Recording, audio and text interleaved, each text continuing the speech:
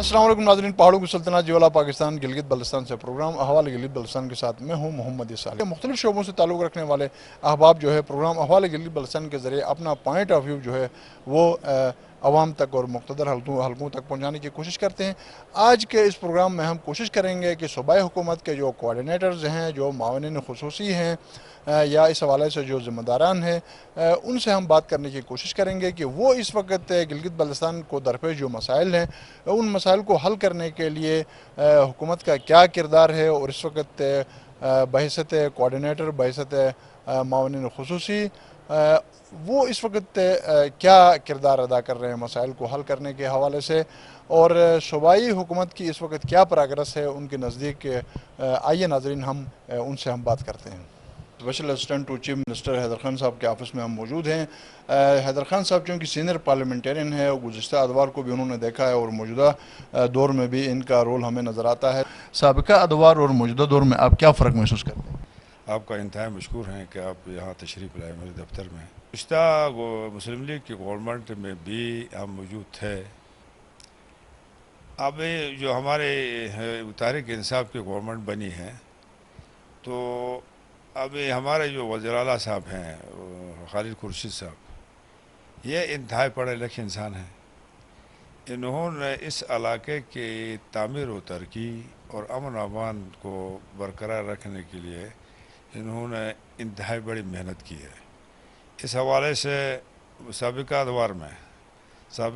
میں جو ہمیں ایک بجٹ ملتا تھا، کبھی 18، 15، 16 وغیرہ وغیرہ ارب روپے، اسی سے ڈیولپمنٹ نان ڈیولپمنٹ کے حوالے سے اس علاقے کے اندر جو بھی ہو سکتا تھا، اس وقت کی گورنمنٹ نے یہاں پر اپنا اسی حساب سے رول ادا کیا۔ اور ابھی جو ہمارے جو موجودہ وزیر اعلیٰ صاحب ہیں خالد خورشید صاحب، اس نے بڑی محنت کی۔ ہمارے یہ وزیر اعلیٰ صاحب انتہائی پڑھے لکھے آدمی ہیں، یہ خود ہر چیز کو دیکھتے ہیں، خود مطالعہ کرتے ہیں، کسی سے بریفنگ لیتے ہیں، خود اندازے کرنا، خود اس معاملات کو چلانے کے لیے اس کے اندر وہ صلاحیت موجود ہے۔ ہمارے حافظ صاحب بھی اچھے وہ ڈکٹیٹر، اچھے وہ وزیر اعلیٰ رہے، مگر چونکہ وہ پڑھے لکھے نہ ہونے کی وجہ سے معاملات میں یہ بیوروکریسی کے محتاج ہوتے تھے کہ وہ ان کو سمجھائیں، ان کو آگے بڑھانے میں ان کے ساتھ ان کا کردار بڑا اہم ہوتا تھا۔ تو اس میں فرق یہ ہے کہ اس مختصر عرصے میں 5-6-7 مہینے کی بات ہے، اس میں آپ عوام بھی محسوس کرتے ہیں، ہم آپ سب بھی محسوس کرتے ہیں کہ اس علاقے کی تعمیر و ترقی کے لیے بجٹ کے حوالے سے بھی اور سیاسی اس علاقے کے لوگوں کے ایک درینہ ایشو ہے کہ یہاں اس کو صوبہ بنایا جائے، تو اس حوالے سے عبوری صوبے کے حوالے سے اس موجودہ تحریک انصاف کی گورنمنٹ نے بہت پیش رفت کی ہے۔ اس میں تمام ملک کے ادارے ہیں، وہ عسکری ادارے ہوں یا سیاسی ہوں، ان کے سب کے اشتراک سے انہوں نے ایک جامع پروگرام بنایا ہے۔ انشاءاللہ مختصر عرصے بعد انشاءاللہ آزاد کشمیر کے الیکشن میں چونکہ مصروفیات ہوتی، اس کے الیکشن کے بعد انشاءاللہ اس پیکیج کے حوالے سے وہ جو ہمارے سیاسی پیکیج ہے، اس میں عبوری صوبے کے حوالے سے انشاءاللہ اس کا بھی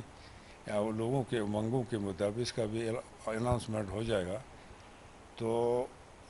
6-7-8 مہینوں میں گلگت بلتستان میں اتنی بڑی تبدیلی سامنے آ رہی ہے،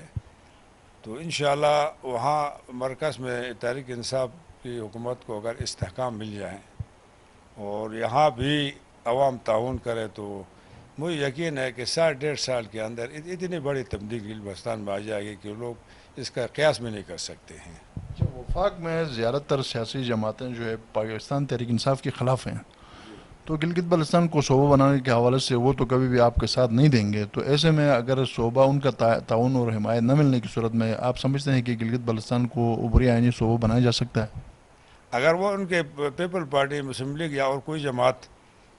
تحریک انصاف کے فارمولے پر وہ اتحاد سے مخالفت کرتے ہیں، تو پھر ہمارے یہ سیاسی لوگ ہیں یہاں جو وہ بار بار چیختے رہتے ہیں، پھر ان کو خاموش رہنا چاہیے کہ وہ اپنے جماعت کے لوگوں کو قائل کر کے اس پلیٹ فارم پر قومی اتفاق کے حوالے سے وہ جمع نہیں کر سکتے ہیں۔ پیپل پارٹی مسلم لیگ اور کوئی جماعت اس میں مخالفت کر کے اس کو سبوتاش کرتے ہیں، اس کو ناکام بناتے ہیں، تو تحریک انصاف کی طرف سے ایک اس علاقے کے لیے ایک اچھائی سامنے آ جائے گی، اور باقی جو جماعتیں اس میں مخالفت کریں گی تو ان کا چہرہ بھی سامنے آ جائے گا۔ اس میں جو پی ایس ڈی پی کے جو منصوبے ہیں، حافظ الرحمان صاحب کا یہ ماننا ہے کہ یہ تو سارے ہمارے منصوبے ہیں، تو پی ٹی آئی نے کون سے نئے منصوبے دیے؟ حافظ الرحمان صاحب کے منصوبے جو تھے وہ بالکل سامنے ہیں۔ حافظ الرحمان صاحب کے وقت میں جو منصوبے چلے ہیں وہ پیپل پارٹی والے کہتے ہیں کہ یہ ہمارے منصوبے چلاتے ہیں۔ ایک اچھا کام اگر اس نے کیا ہے تو اس کو تحریک انصاف ایک قومی جماعت ہے اور عوامی پارٹی ہے، وہ اچھا کام جس نے بھی کیا اس کو آگے بڑھانا ہے۔ پر یہاں پر میڈیکل ہارٹ ہاسپٹل ہے یا کچھ اور چیزیں ہیں، کچھ چیزیں ان کے اس وقت کی ہیں، بے شک ہم مانتے ہیں، مگر یہ ایسا نہیں ہے کہ ٹوٹل جو نئے اسکیمیں یا نئے سوچ کے ساتھ جماعت ڈیولپمنٹ کے حوالے سے ایک پروگرام بناتے ہیں تھے، اس کا کریڈٹ ان کو لینے کی ضرورت نہیں ہے۔ ان کا جو کام پہلے سے چل رہا ہے اس کا کریڈٹ اس جماعت کو لینے کی ضرورت اس لیے ہے کہ اب ان کو مکمل فنڈنگ کر کے اس اسکیم کو پائے تکمیل تک پہنچانا ہے۔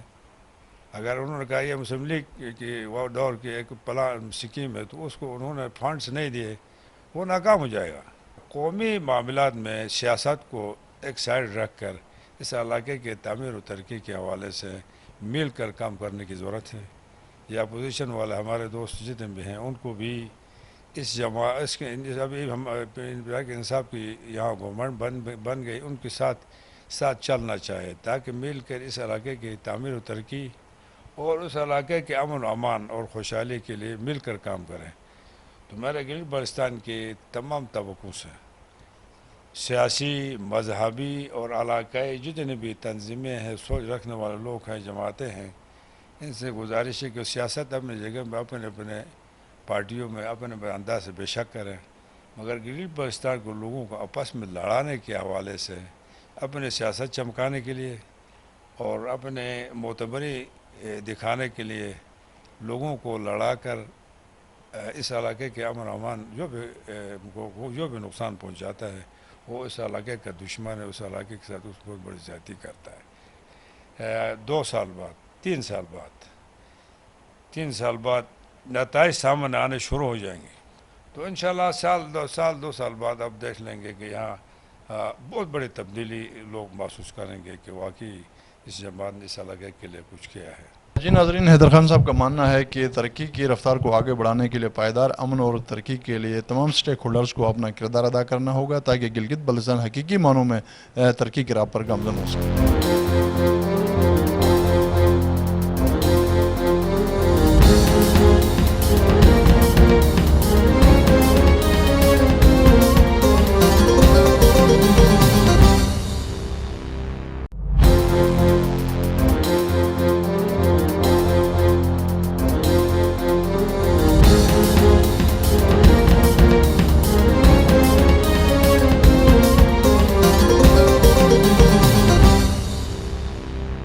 جی ناظرین، اس وقت میں موجود ہوں سید شمس الدین صاحب، coordinator to chief minister Gilgit Baltistan. Gilgit Baltistan کے اس وقت کون سے بڑے مسائل ہیں اور ان بڑے مسائل کو حل کرنے کے لیے آپ کی موجودہ حکومت کس طرح ایڈریس کرنے کی کوشش کر رہی ہے؟ جناب محمد احسان صاحب، ہم آپ کے توسط سے K2 جو ٹی وی ہے ان کے ہم انتہائی مشکور ہیں کہ انہوں نے اس طرح کی دور افتادہ اور محروم علاقوں کے بارے میں آگاہی قومی لیول پہ اشاعت کرنے کے لیے آپ لوگ کو کوشش کر رہے ہیں۔ پی پی والوں نے اس کا تھوڑا سا قدم اٹھایا تھا، لیکن وہ قدم صرف کچھ لوگوں کے حدود تک رہا، قومی لیول پہ اس میں نہ کوئی پذیرائی تھی اور نہ عوام تک اس کا کوئی مفاد تھا۔ وہ صرف چند اپنے جیالوں کو اور اپنے وزیروں کو نوازنے کے لیے ایک پیکیج دیا تھا۔ وہ آہستہ آہستہ وہ صرف منسٹر اور اس کے جو ایڈوائزر ہیں ان کے فائدے کے حد تک رہا، عوام کو اور جی بی کے عوام کو اس کا کوئی فائدہ حاصل نہیں ہوا۔ اس کے بعد یہ قدم آگے بڑھتا گیا۔ یہ واحد حکومت ہے پی ٹی آئی کا، اور عمران خان میرے خیال میں محروم طبقے کا، خصوصاً جو دور افتادہ لوگ ہیں، پسماندہ لوگ ہیں، ان کے بارے میں بہت زیادہ فکر مند ہیں اور بہت زیادہ حساس بھی ہیں۔ اور اس بارے میں گلگت بلتستان کے لوگ انتہائی خوش قسمت ہیں کہ ایک ایسا وزیر اعظم آیا ہے جس نے گلگت بلتستان کو گلگت بلتستان کے باسیوں سے زیادہ ایریا دیکھا ہے، اور یہ پوری جی بی کے عوام کا ایک دیرینہ مطالبہ بھی ہے، اور بہت محرومی کا شکار تھے۔ جب سے ہم نے آزادی حاصل کیا تب سے اب تک ہم کبھی ایف سی آر کے پھندے میں پھنسے رہے، کبھی ہمیں مختلف قسم کی اسپیشل پیکیج کے ذریعے ہمیں تسلی دیتا رہا۔ پانی، بجلی، صحت، روزگار اور اس حوالے سے جو بھی انفراسٹرکچر کو بہتر بنانے کے حوالے سے، تو آپ کیا سمجھتے ہیں کہ موجودہ حکومت کس طرح کے اقدامات کر رہی ہے؟ جناب محمد احسان صاحب، اصل مسئلہ اور مسائل کا ادراک جو ہے نا اس وقت بڑھ جاتا ہے جب لوگوں میں آگاہی پیدا ہو جاتا ہے۔ جتنا آگاہی بڑھتا جائے گا اتنا ہی مسائل کا ادراک ہو جائے گا، مسائل کو محسوس کریں گے، پھر مسائل کو منظر پہ آئیں گے، پھر لوگوں میں اتفاق رائے پیدا ہوگا، پھر مسائل کو حل کرنے کے بارے میں سوچیں گے۔ جب تک ہم مسائل کو محسوس نہیں کریں گے تب تک ہم حل کے بارے میں نہیں سوچ سکتے۔ بنیادی طور پر ہم تمام مسائل کو ادراک کر لیں، ایک ڈیٹا بنائیں پوری جی بی کے بارے میں، اور اس بارے میں خالد خورشید صاحب کی ذہانت اور اس کی جو قابلیت پر میں داد دیتا ہوں کہ انہوں نے شروع دن سے ہی کہا تھا کہ پوری گلگت بلتستان کے جتنے بھی مسائل ہیں ان سب کو ہم کور کر لیں گے، ایک دفعہ کم از کم پوری سروے کر لیں گے، سیاحت میں، ثقافت میں، معدنیات میں، اور یہاں پر جتنے بھی ہمیں مثلا فروٹ پریزرویشن کے بارے میں ہیں، اور باہر کے فارینر کے یہاں پر آنے کے بارے میں ہے، اور یہاں کے جو زراعت کا شعبہ ہے اگرچہ محدود ہے لیکن انتہائی ترقی یافتہ اور انتہائی میٹھے پھل فروٹ یہاں پر پیدا ہو جاتے ہیں۔ ان کے پریزرویشن کو کہ مثلا سالانہ کم از کم اربوں میں، کروڑوں میں ہمارے پیسے ضائع ہو جاتے ہیں، تو لہٰذا شروع دن سے خالد خورشید صاحب نے ایک باقاعدہ پلان بنانے کے لیے وہ شروع دن سے وہ اس بارے میں ڈیڈیکیٹڈ تھا کہ وہ پورے علاقے کے تمام مسائل کو ایک دفعہ ڈیٹا جمع کر لیں، کیا کیا مسائل ہیں اور ان کے لیے ہم کون کون سے سٹیپ اٹھا سکتے ہیں۔ تو لہٰذا ہم صرف روایتی مسائل کو دیکھتے رہتے ہیں، کبھی روڈ کا مسئلہ، کبھی بجلی کا مسئلہ، کبھی مطلب اس طرح تعلیم کا مسئلہ، صحت کا مسئلہ جو اب تک ہمارے ساتھ ہیں، لیکن مسائل بحیثیت قوم کے، بحیثیت معاشرہ کے ہمارے پاس بہت سے اور بھی مسائل ہیں، جیسا کہ آپ نے بتایا انتظامی مسائل ہیں، آئینی مسائل ہیں، اور ہمارے یہاں پر جتنے بھی علاقے ہیں یہاں سے جو ہم حاصل کر سکتے ہیں، معدنیات ہیں، مائنرلز ہیں، فشریز ہیں، لائیو سٹاکس ہیں، اور اس طرح کے بہت سے مواقع، خصوصاً یہاں کے موسمی حالات ایسے ہیں جس پر ہم ہر قسم کی مطلب جانوروں کو یہاں پال سکتے ہیں، خصوصاً ہماری جنگلات ہیں، ہماری پہاڑ ہیں، وائلڈ لائف ہے، اور جنگلات سے بھرے ہوئے ہیں، اٹے ہوئے ہیں، ہم ان سے کوئی فائدہ نہیں اٹھا رہے ہیں۔ یہاں پر مشکل سے 1% ایریا ایسا ہے جہاں پر کنزرویشن ٹیم بیٹھے ہوئے ہیں، وہاں پر ہم نے جنگلات کو محفوظ کیا ہوا ہے، ورنہ کم از کم 70-80%، 90% ایسے ایریاز ہیں وہاں پر اوپن چھوڑا ہوا ہے۔ کچھ لوگ ہیں جو اپنی شوق پورا کرنے کے لیے ہنٹنگ کر لیتے ہیں، اور بہت سے اسپیشیز جو میں خود دیکھتا ہوں، مجھے یاد ہے ہم اس کو شفلق کہتے تھے، وہ اب وہاں پر ہمارے وہاں پر موجود تھے، میں نے خود دیکھا 50 کی 100 کے ٹولے میں ہمارے چھوٹے چھوٹے پہاڑیوں پر جو ٹیلوں پر آتے تھے، بہت بڑے پہاڑ پہ دن جاتے تھے، تو شفلق جس کو ہم کہتے تھے، تو یہ اب تو یہ اسپیشیز تقریباً ختم ہو چکے ہیں۔ تو لہٰذا یہ مطلب قومی لیول پہ احساس کی کمی اور حکومتی لیول پر اس پر یعنی ایکشن نہ لینے کی وجہ سے ہوا ہے۔ تو لہٰذا ہمیں اس وقت یہ چاہیے کہ ہمیں قومی لیول پہ اس شعور کو، اس آگاہی کو بیدار کرے، لوگوں میں یہ شعور پھیلائے کہ شکار کرنے سے ہمارا ایک قومی اثاثہ ختم ہو رہا ہے، اور جو ہمیں جس سے ایک ماضی سے وابستہ جو ہمارا ایریا تھا، اس میں بہت سی متنوع اقسام ہیں، ویرائٹیز ہیں وائلڈ لائف کے، وہ تقریباً معدوم ہو چکے ہیں، حالانکہ ہمارا ماحول ان سب چیزوں کے لیے انتہائی مناسب ہے۔ یہاں پر مارخور ہیں، ہرن ہیں، اچھا چیتے ہیں، شیر ہیں، کیا کچھ کیا نام بیئر ہیں، ریچھ ہیں، اور اس طرح کی مطلب سام کے بہت سے اقسام یہاں پائے جاتے ہیں، بہت سی چیزیں یہاں پر پائے جاتے تھے، لیکن کچھ چیزیں ختم ہو رہا ہے۔ اب بھی ہمیں چاہیے حکومتی سطح پر بھی، اور سب سے پہلے حکومتی سطح پر اس وقت قدم اٹھاتے ہیں جب عوام کو اس چیز کے بارے میں وہ درد محسوس کرتے ہیں، پھر عوام شور کرتے ہیں کہ ہمارے یہاں پر شکار پر پابندی ہو۔ کچھ ایسے لوگ عناصر ہوتے ہیں جو مفاد پرست ہوتے ہیں، جو علاقے کے فائدے کے بجائے اپنے کچھ شوق پورا کرنے کے لیے وہ اس طرح کی چیزوں میں رکاوٹ ڈالتے ہیں، ان سب کو بھی قومی دائرے میں لا کر منظم طریقے سے پوری گلگت بلتستان کے جتنے بھی ہمارے پہاڑی سلسلے ہیں، قراقرم کے ہوں یا ہندوکش کے ہوں یا ہمیلیہ کے جو پہاڑی سلسلے ہیں، ان سب کو پریزرو کے محفوظ کیا جائے۔ یہاں پر کچھ چیزیں ایسی ہیں جو انتہائی نازک ہوتے ہیں، مذہبی معاملات ہیں، اس کے لیے ہمیں رواداری، بردباری اور کوئی بھی مذہب نہیں سکھاتا کہ ہم دوسروں کے بارے میں نفرت پیدا کریں، تو اس سے ہمارے قومی لیول کے جو اتفاق رائے ہے وہ مجروح ہو رہا ہے، اور ہم ایک منظم قوم کی حیثیت سے آگے بڑھنے کے لیے ہمارے پاس بہت بڑے مسائل پیدا ہو رہے ہیں۔ تو لہٰذا میرا اپیل ہے پوری قوم سے، خصوصاً جو پڑھے لکھے لوگ ہیں، مذہبی طبقے ہیں، سیاسی طبقے ہیں، اور جو سماجی لوگ ہیں، ان سب کو آگے آئیں اور ہم سب کو ایک منظم قوم کی حیثیت سے، گلگت بلتستان ایک یونٹی کی حیثیت سے ہم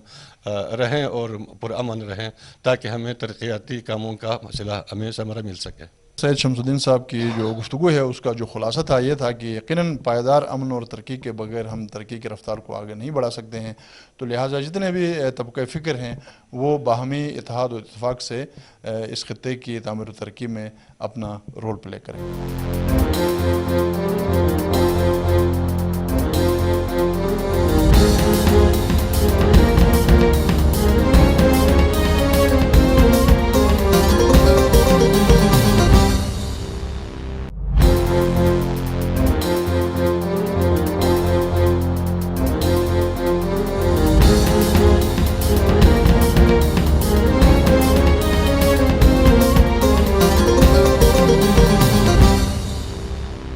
ناظرین، میں اس وقت special assistant to chief minister Mahmood Ali Khan صاحب کے آفس میں موجود ہوں۔ گلگت بلتستان میں تعمیر و ترقی کی رفتار کو آگے بڑھانے میں مختلف حکومتوں نے اپنا کردار ادا کیا ہے یقیناً، تو آپ کیا سمجھتے ہیں کہ گزشتہ ادوار اور موجودہ دور میں گلگت بلتستان میں تعمیر و ترقی کی اگر ہم بات کریں تو آپ کیا فرق محسوس کرتے ہیں، اور موجودہ حکومت کے کیا اہم اقدامات ہیں اس حوالے سے؟ یہ تیسرا سیم صاحب ہے ہمارا یہاں، مہدی شاہ صاحب آئے، حفیظ صاحب آئے، خالد خورشید بھی آئے۔ میں تو یہی کہوں گا میرے بھائی کہ ان کے 5 سال ایک طرف اور خالد خورشید کی 7 مہینے ایک طرف ہیں۔ اس نے اتنی، چونکہ اب پہلے مہدی شاہ صاحب کے دور میں زرداری صاحب تھے صدر پاکستان، مکمل طور پہ اس کی تائید حاصل تھی، اس کے باوجود جتنی ترقی ان کے 8 مہینے میں وہ نہیں کر سکے۔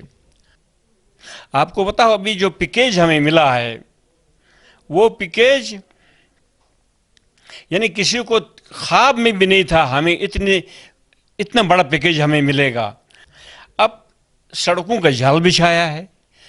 کون سا شعبہ ہے جو خالد خورشید نے پورا نہیں کیا ہے؟ میرے بھائی، میں 83 سے ممبر آ رہا ہوں، میں نے تمام ادوار دیکھے ہیں، میں نے فوجی ادوار بھی دیکھا، میں نے سیول وقت بھی دیکھا۔ انشاءاللہ 5 سال کے بعد یہ سوال پھر مجھ سے پوچھے، زندگی رہی آپ کی بھی میری بھی،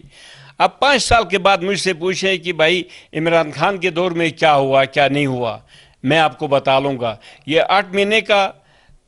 جو ٹینور ہے وہ 5 سے 10 سال کے برابر ہے،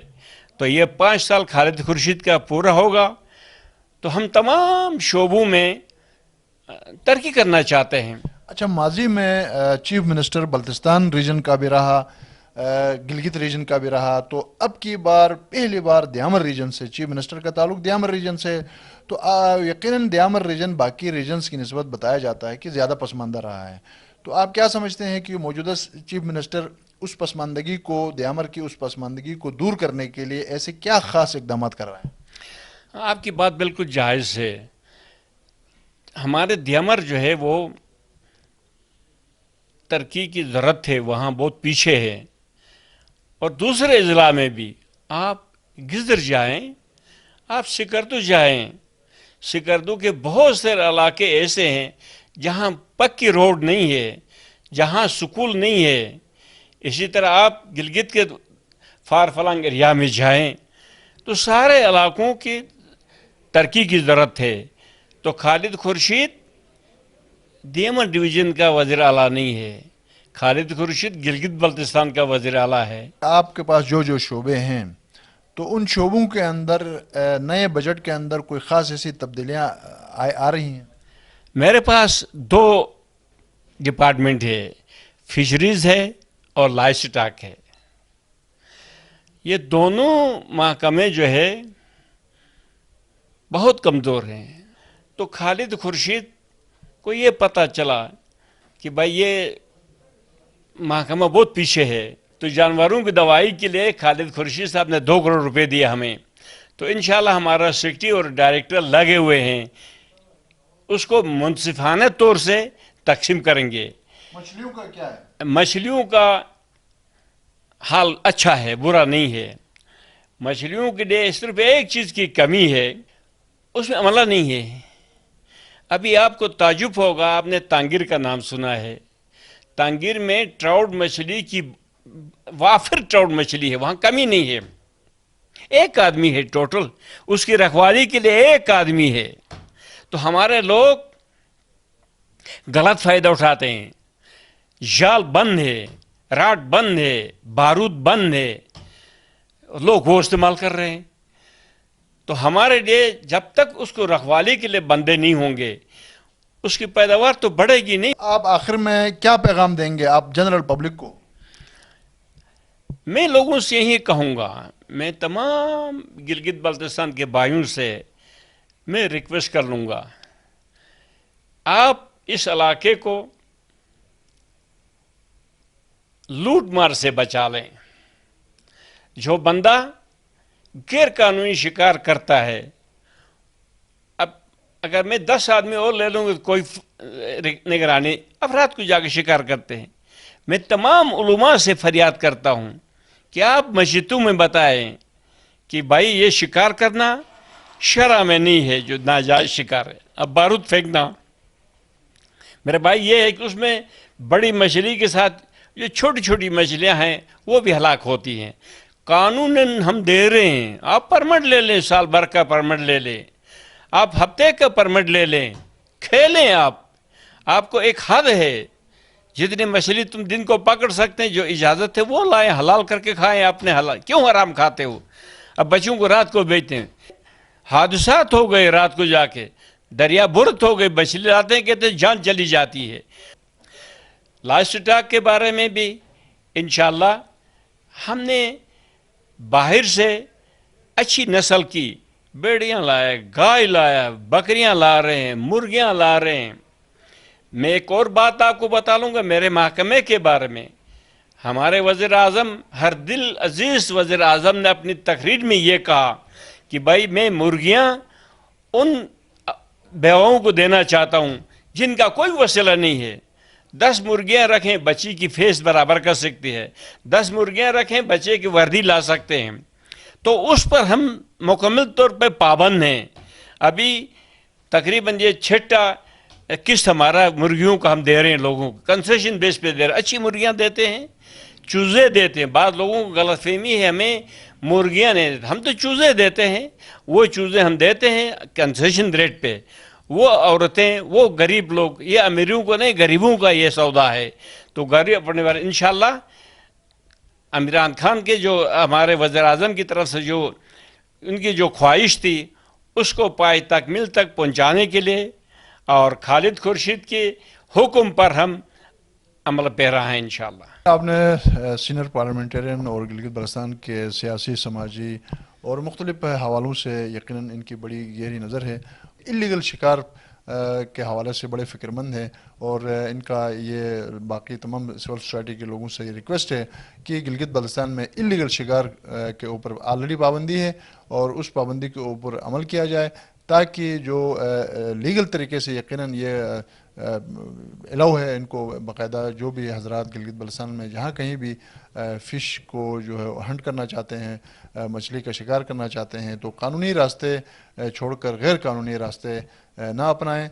تاکہ جو مچھلی کی جو افزائش ہے اس کو یقینی بنایا جا سکے اور غیر قانونی شکار پر جو ہے وہ پابندی عائد ہے اور قانون کی پاسداری کو یقینی بنایا جائے.